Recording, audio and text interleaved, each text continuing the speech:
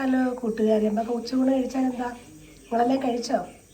ഞാൻ കഴിക്കാൻ എടുക്കുക. 2 ദിവസം കൊണ്ട് ഉച്ചയൂണ് സമയത്തൊന്നും കാണുന്നില്ലല്ലോ.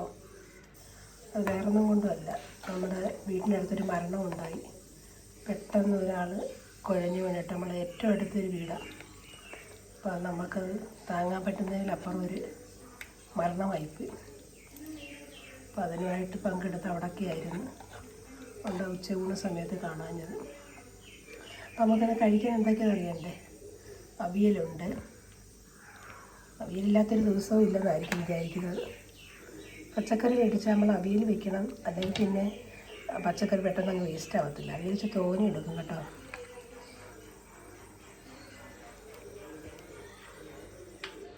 പിന്നെ നമുക്ക് ഇച്ചിരി നെല്ലിക്കാച്ചാർ എടുക്കാം. നെല്ലിക്കാച്ചാർ കണ്ട നല്ല സൂപ്പറായിട്ടിരിക്കും. നെല്ലിക്കാച്ചാർ, കുറച്ച് പുളിശ്ശേരി എടുക്കാം.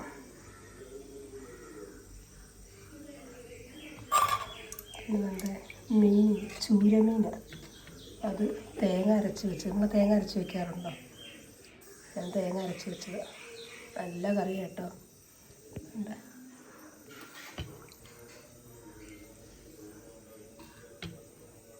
ഗ്രേവി ഒഴിക്കട്ടെ.